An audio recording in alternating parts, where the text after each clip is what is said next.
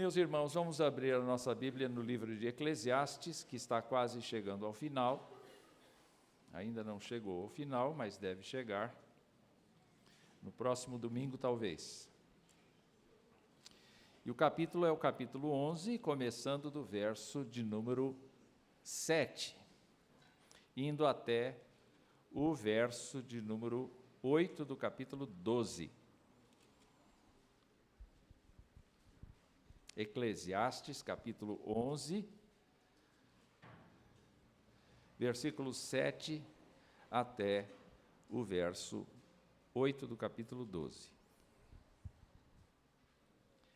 E diz assim, vamos ler juntos, não é? É bom ler juntos, vamos ler juntos. Doce é a luz e agradável aos olhos ver o sol. Ainda que o homem viva muitos anos, regozije-se em todos eles. Contudo, deve lembrar-se de que há dias de trevas, porque serão muitos. Tudo quanto sucede é vaidade. Alegra-te, jovem, na tua juventude, e recreie-se o teu coração nos dias da tua mocidade.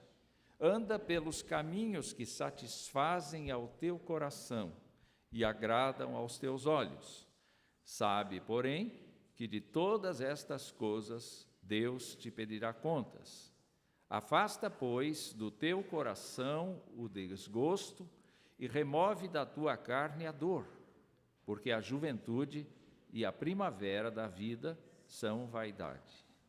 Lembra de teu Criador nos dias da tua mocidade, antes que venham os maus dias e cheguem os anos dos quais dirás: não tenho neles prazer.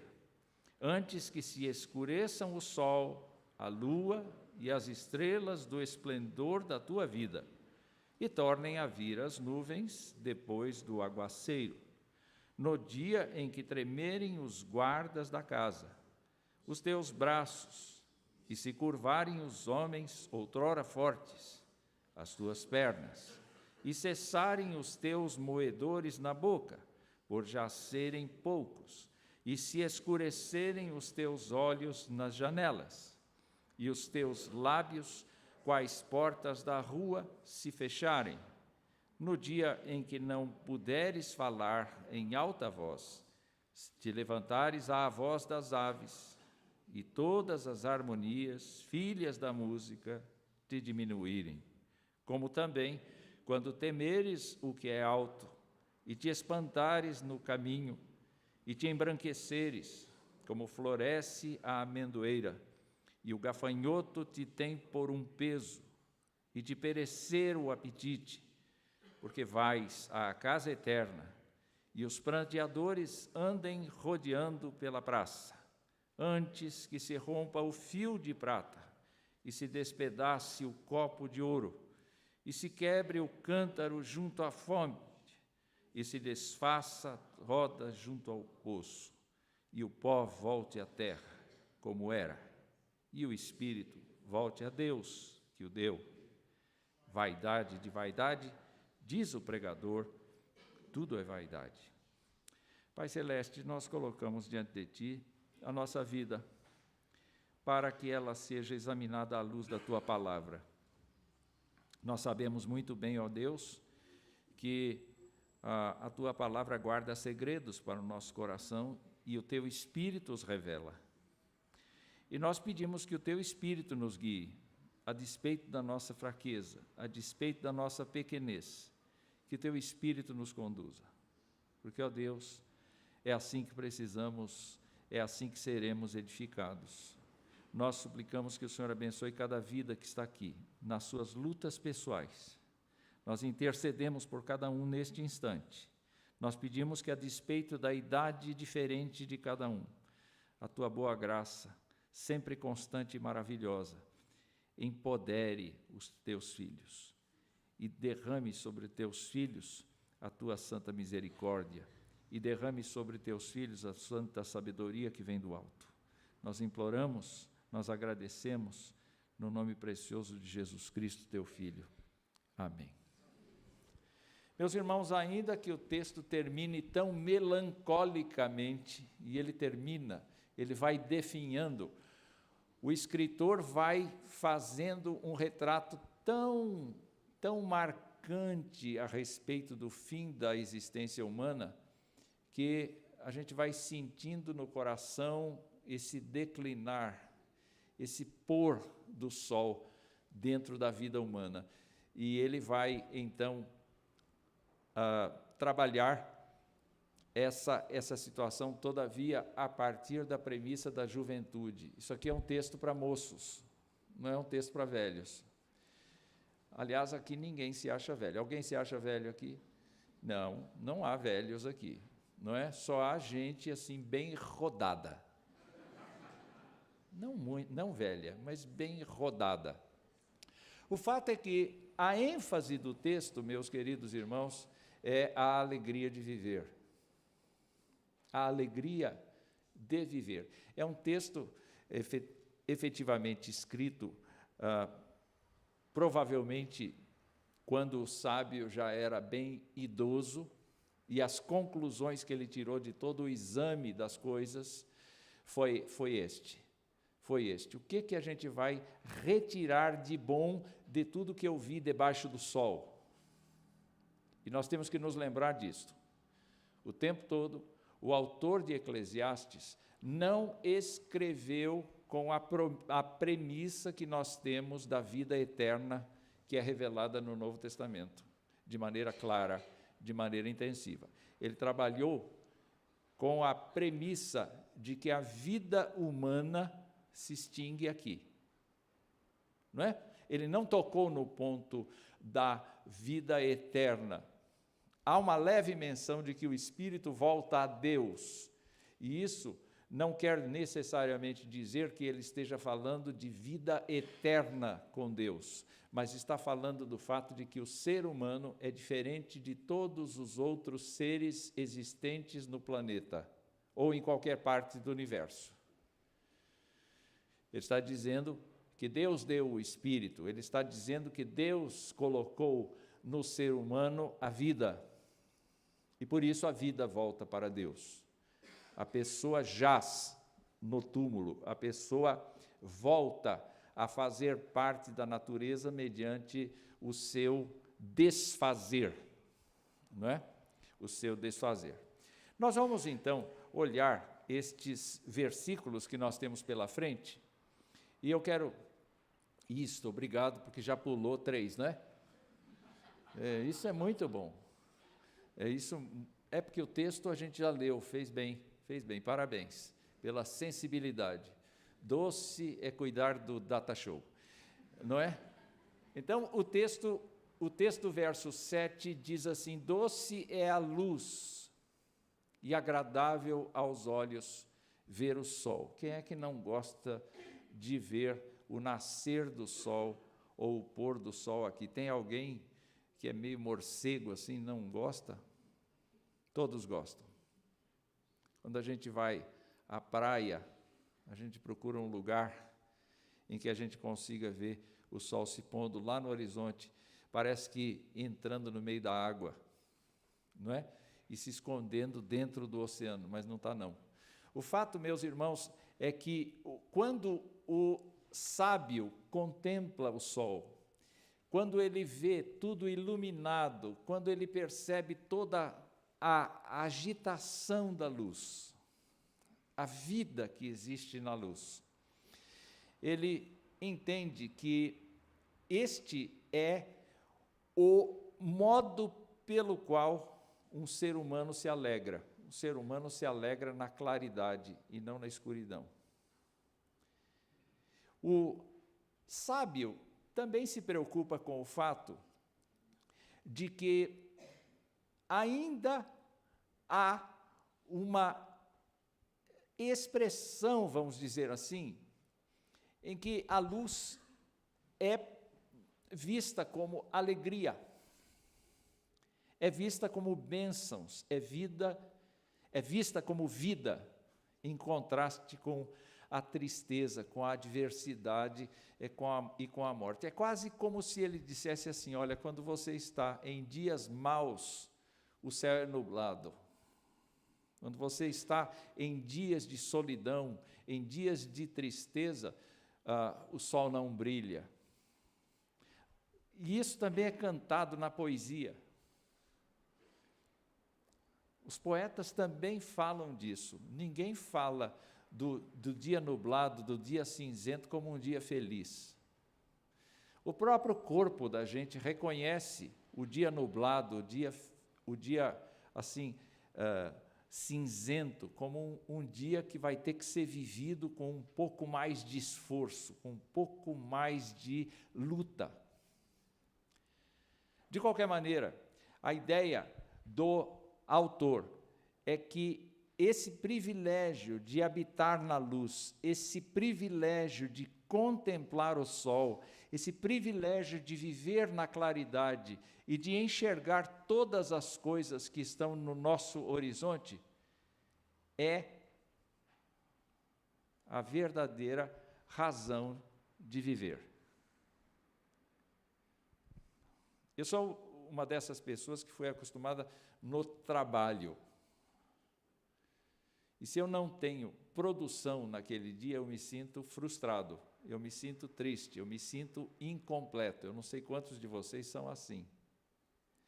O fato é que o autor está dizendo que eu preciso encontrar em cada dia da minha existência alguma coisa que me dê alegria.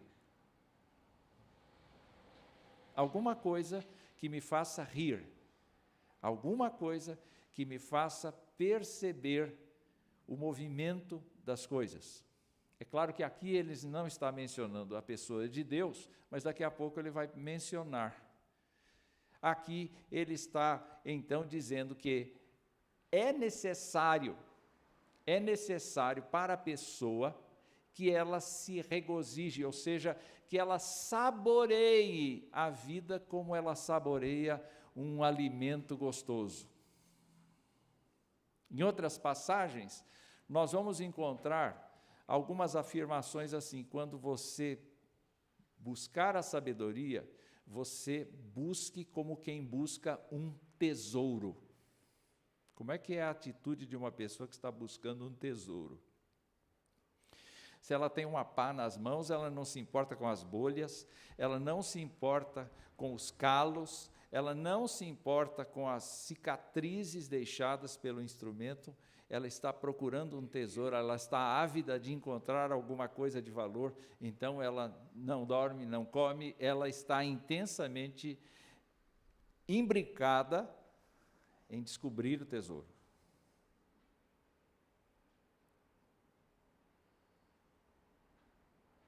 Então, o sábio diz assim: olhe, você procure no seu dia, todos os dias, encontrar a alegria. Todos os dias buscar a alegria. Não desenvolver coisas que te levem à tristeza. Por quê? Pode ir.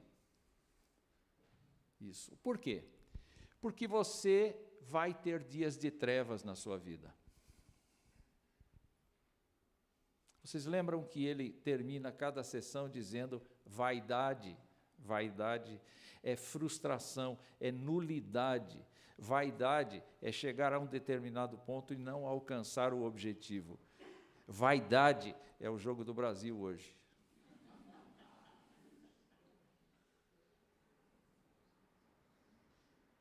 Isso é vaidade. Luta, luta, luta e não chega. Luta, luta e não chega. Não chega. O fato, queridos irmãos, é que ele diz assim: olha, vai haver muitos dias de trevas. Vai haver muitos dias, exatamente por conta, e nós conseguimos explicar isso. É muito fácil explicar isso. O ser humano, por conta da queda, é imperfeito. Por conta da queda, é falho. Por conta da queda, é incompleto. Por conta da queda, ele não rende 100% o tempo todo. Nem sei se 100%.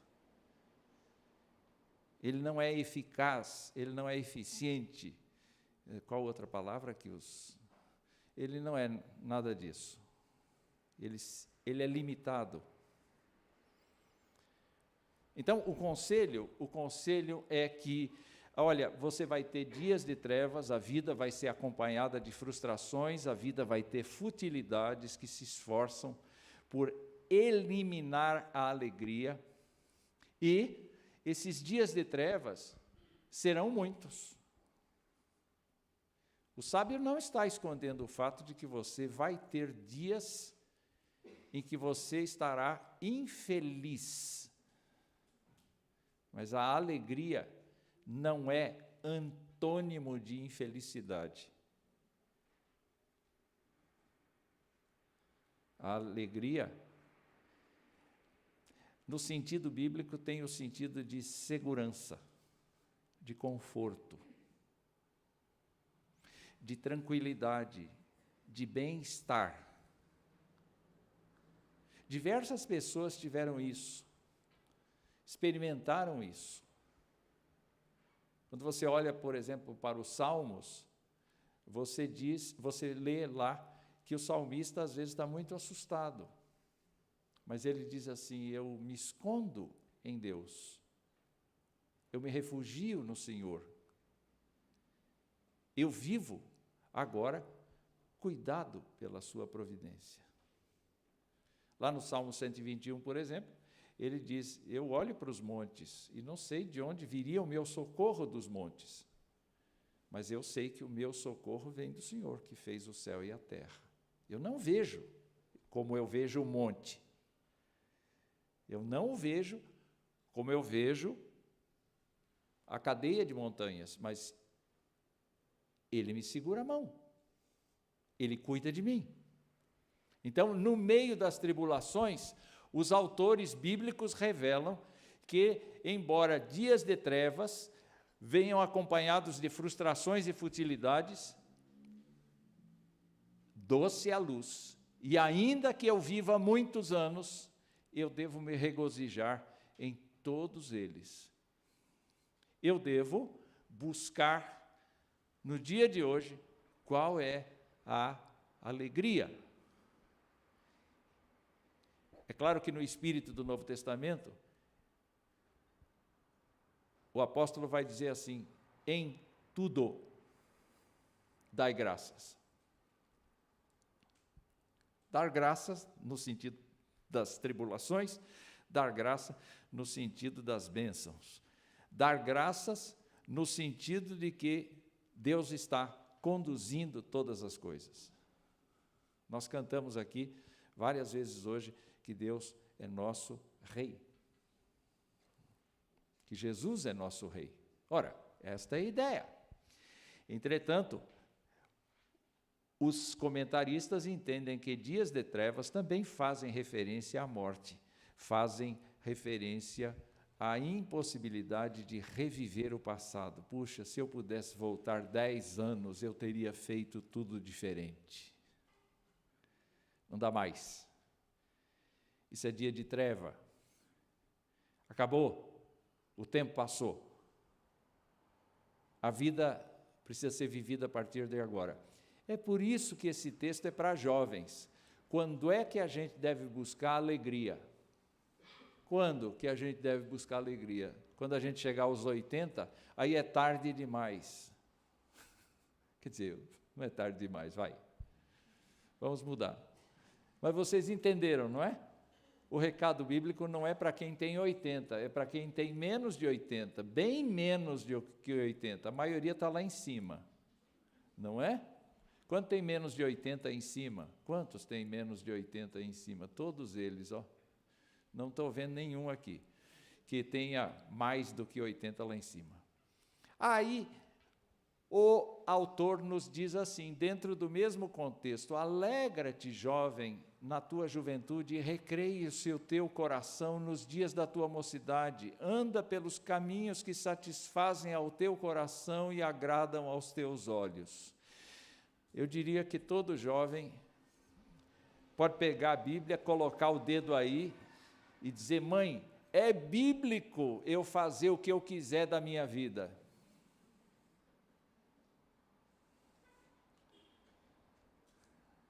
Aí o pregador vem e diz assim, é uma grande heresia o que você acabou de falar.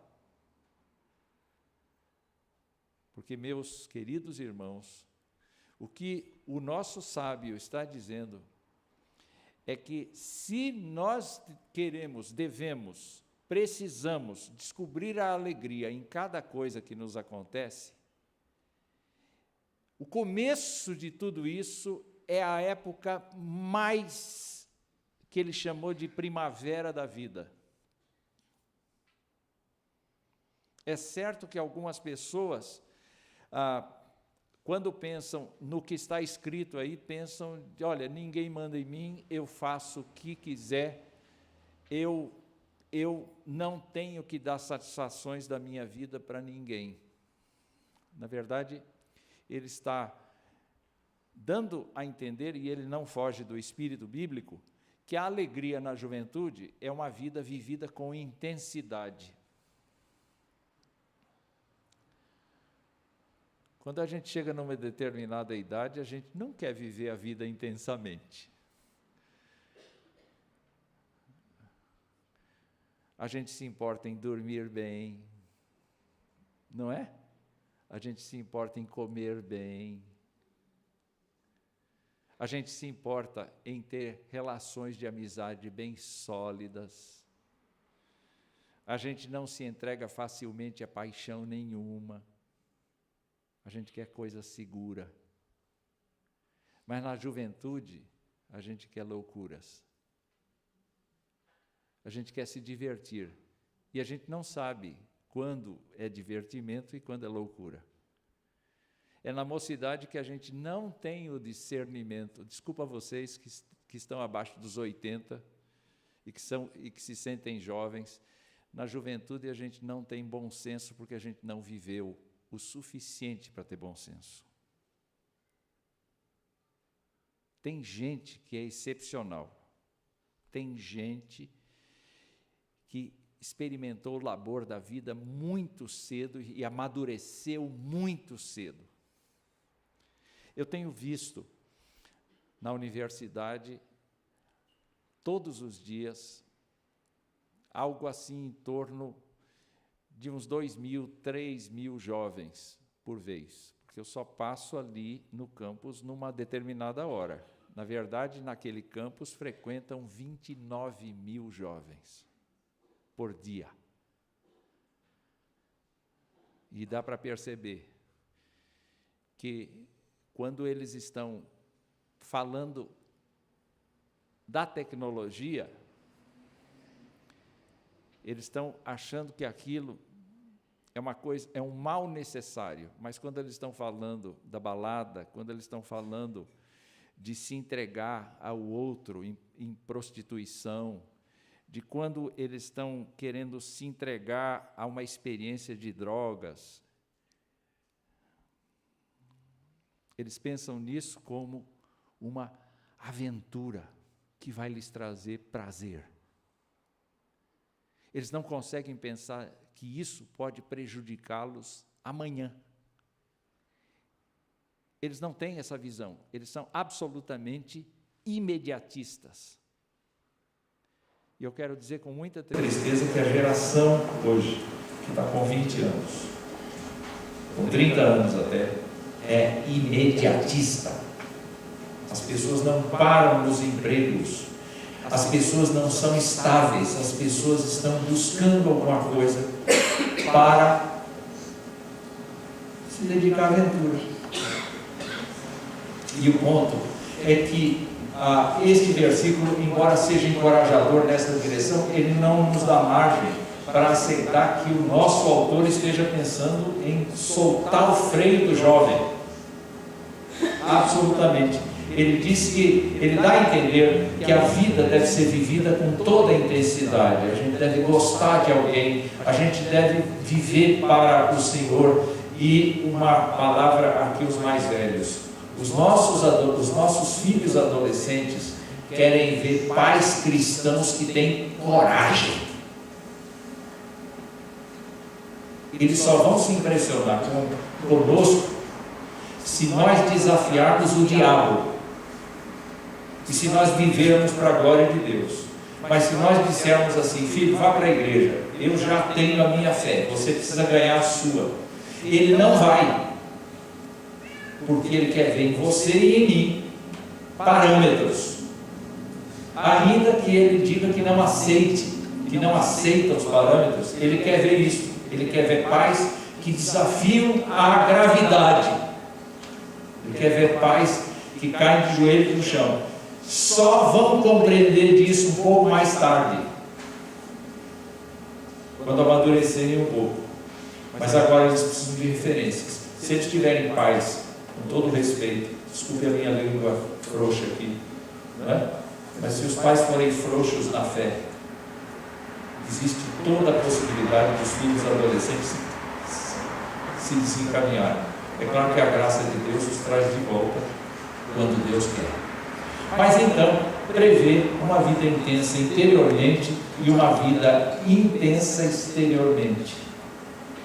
Ou seja, o comportamento jovem deve impressionar.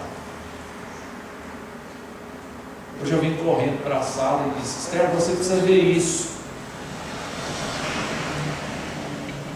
Eu fiquei absolutamente encantado. Eu tenho a impressão de que é no México, uma orquestra de crianças. Eu creio que tem adolescentes, pré-adolescentes e adolescentes caminhando para a juventude, tocando toda a gama de cordas e de sopro e de percussão. Uma orquestra absolutamente completa. O maestro conduziu aquela orquestra, cabelos brancos. Dali a pouco, para o próximo número da orquestra, veio um rapaz que serve para ser meu neto. Começou a reger a orquestra. E eu fiquei encantado com todos eles, com uma precisão milimétrica, nenhum violino desafinado. Vocês sabem como isso é difícil de acontecer, exige muita prática. Meus queridos irmãos, é de cair o queixo. Eles tocam como as orquestras profissionais. E eu fico encantado que eles podem, no seu exterior, eles estavam absolutamente disciplinados.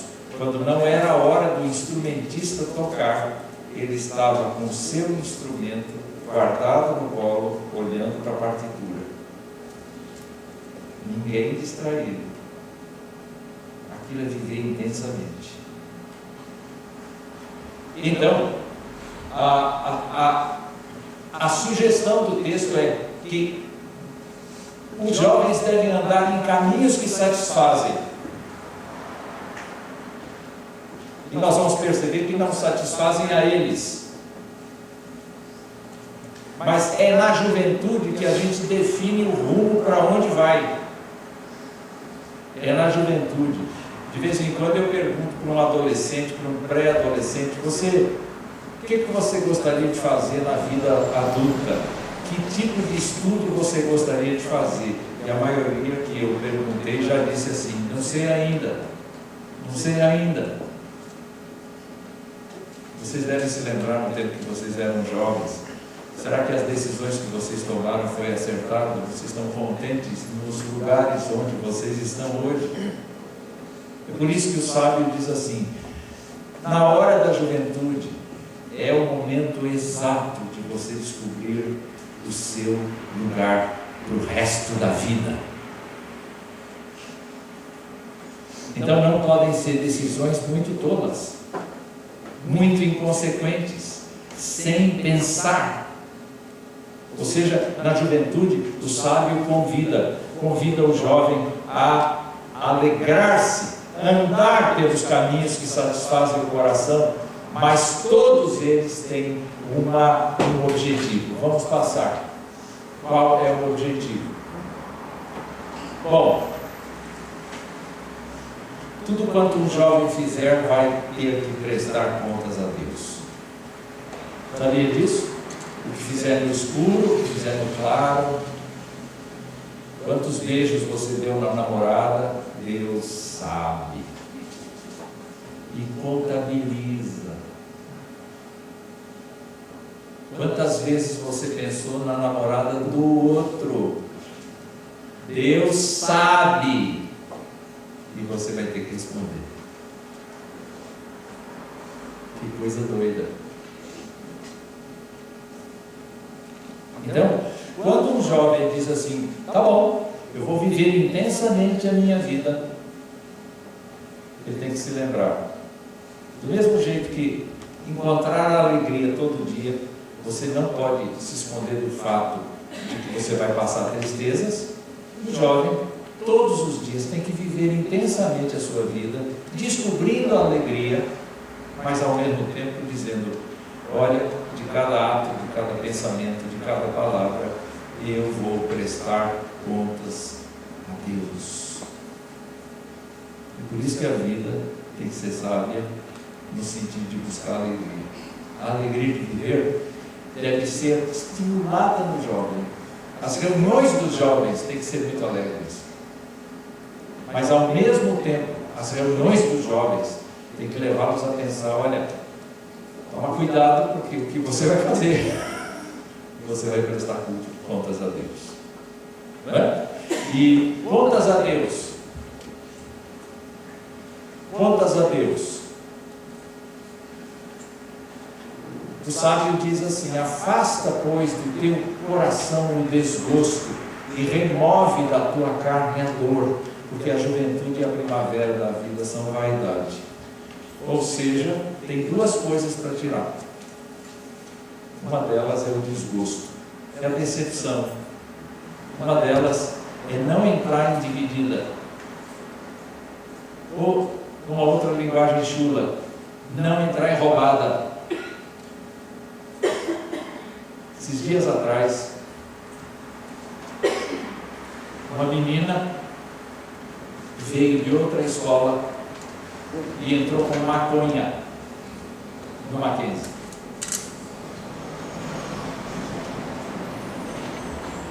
E aí formou-se uma rodinha.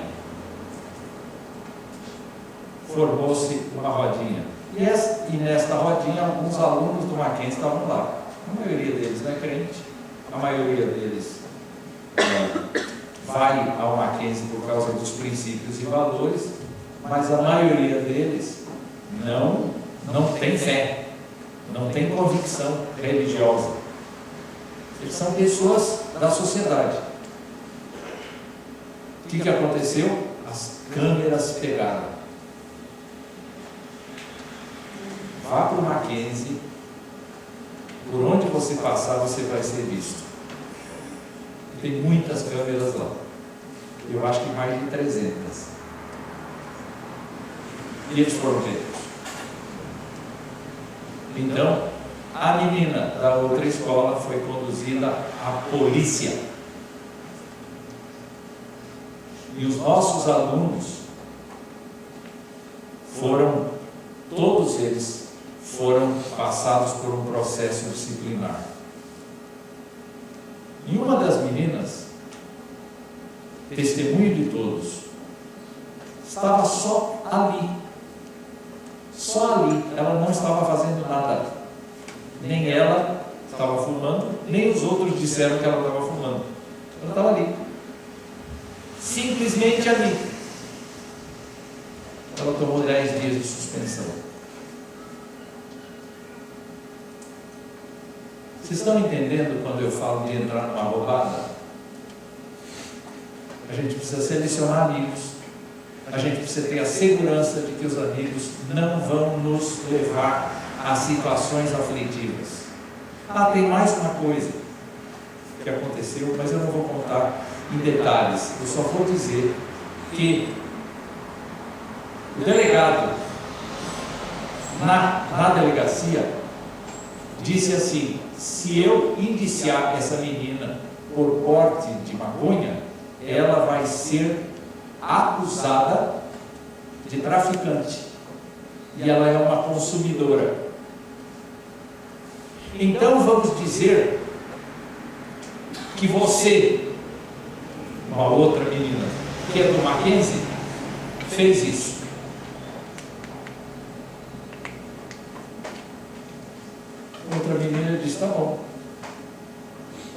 o nome disso, que eu estava consumindo. Não tem problema nenhum, nós somos amigas. Aí eles vieram e o nosso corregedor disse assim: você sabe o que aconteceu com você? Você agora tem registro na polícia. Só porque você quis ser solidária, amiga da tua amiga. E agora, quando olharem a tua ficha criminal, você será reincidente. Vocês estão pensando no que eu estou pensando? Que a gente precisa ter um cuidado danado com quem a gente se envolve. Então, o conselho é: afasta do teu coração o desgosto. Mocidade, selecione com quem você vai ter amizade. É muito sério o texto. E o texto também diz assim: remove da tua carne, remove do teu ser, do teu corpo, aquilo que te traz dor. E o que traz dor? A gravidez indesejada, o sexo fora do casamento, as doenças transmissíveis sexualmente,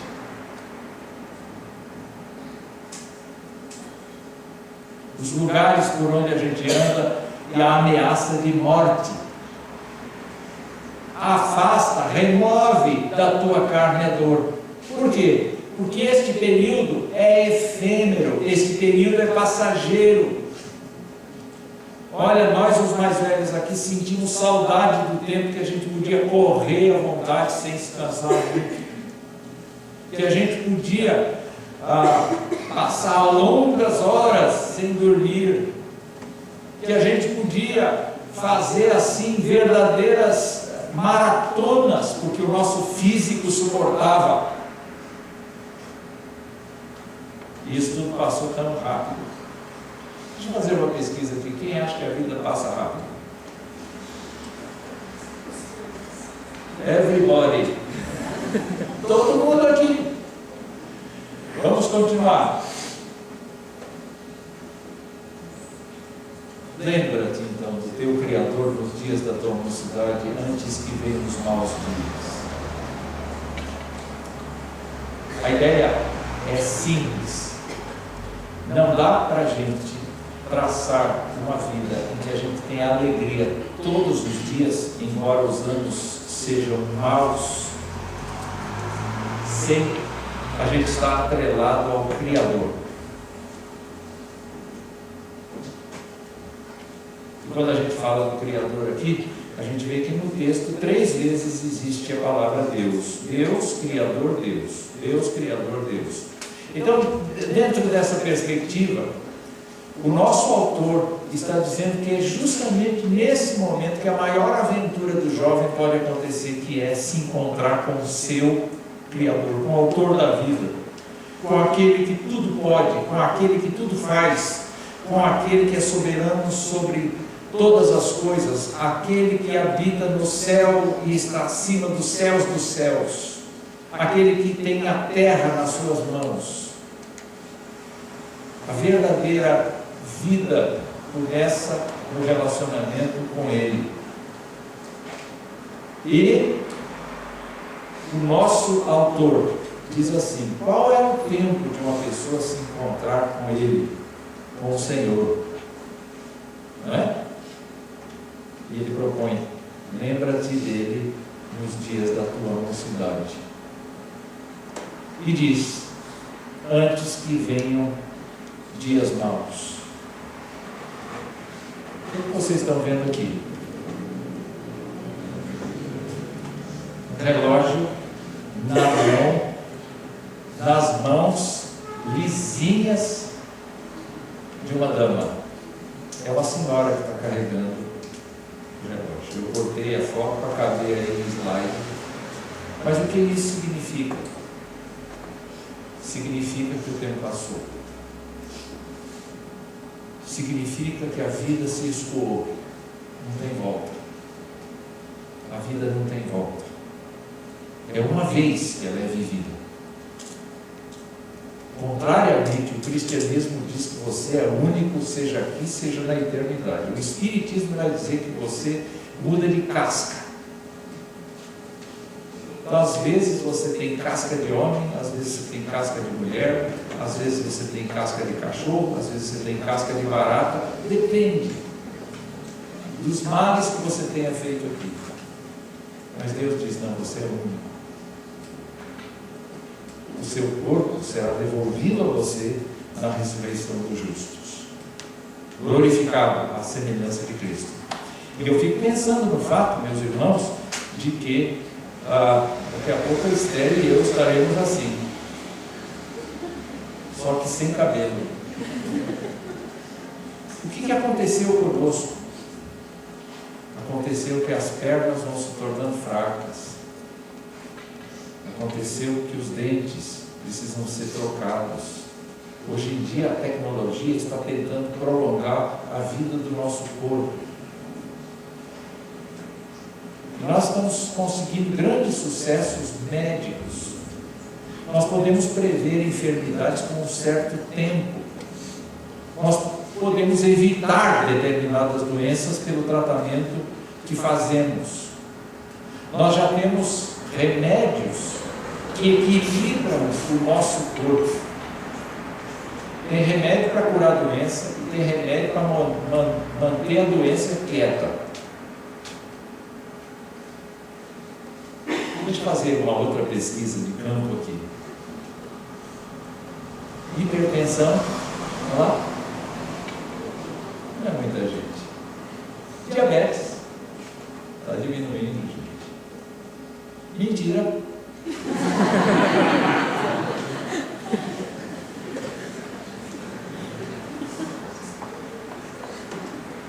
Problema de coluna.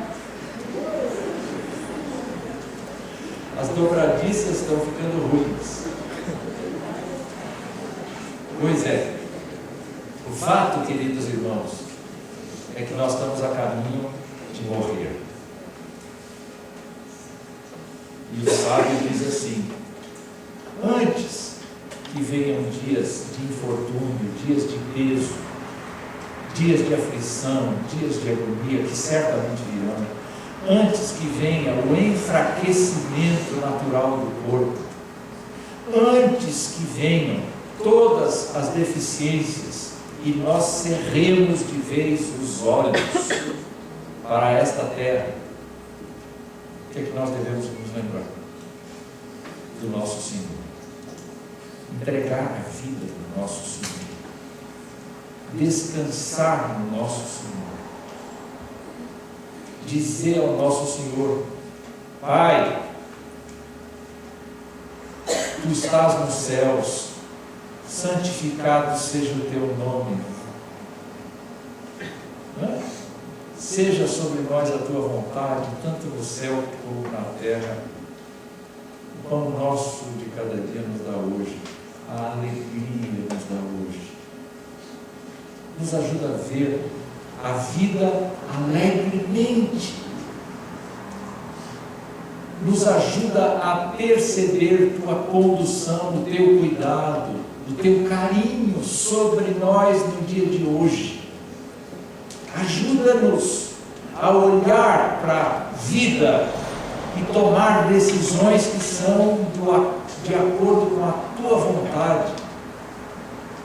Nós sabemos que vamos partir, mas a Tua palavra nos diz que quando nós partirmos, tendo vivido contigo a nossa vida terrena, nós vamos viver contigo na eternidade, e isso será gozo completo. Meus queridos irmãos, é assim que imagino que o sábio estava olhando para a vida. Eu vi muita coisa, ele diz, e eu vi que tudo é frustração, tudo é vaidade nesta terra. Então, se alegre todos os dias. Encontre um motivo para se alegrar. Ria da vida. Ria das situações. Eu encontrei esses dias um jovem pastor, e ele muito preocupado em como resolver, como atacar os problemas da sua igreja imediatamente. Aí eu disse, olha, eu tive muitas situações como as que você está vivendo agora. E eu queria dizer uma coisa para você. Teve ocasiões que eu não senti no coração que eu devia atacar imediatamente uma coisa, e o tempo curou a ferida.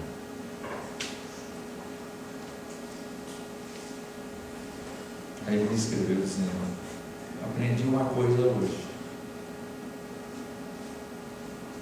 que a vida não precisa das nossas intervenções constantes, se a gente viver na confiança de que Deus vai cuidar.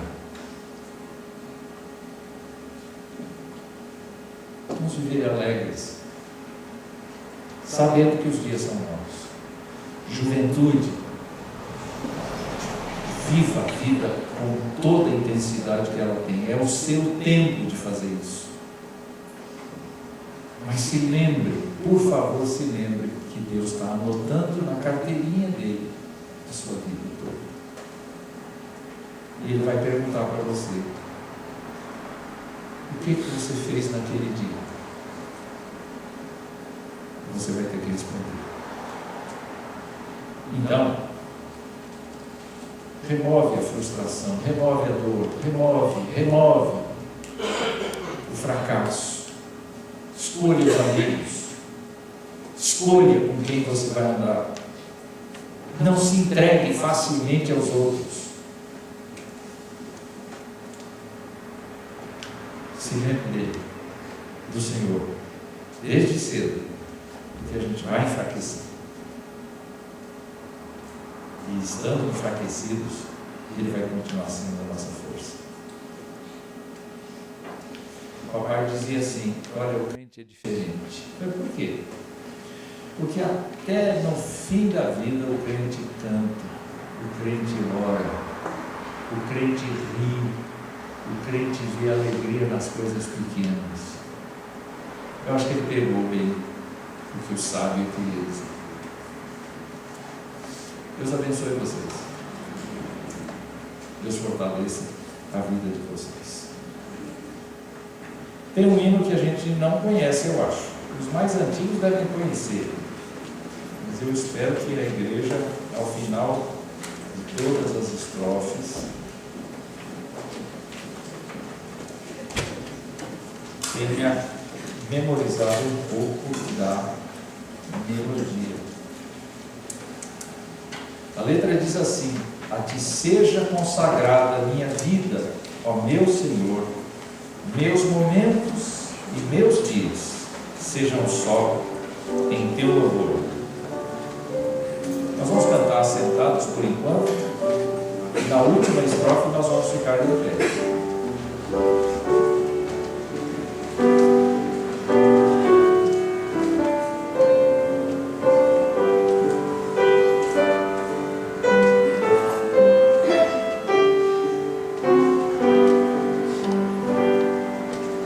Oh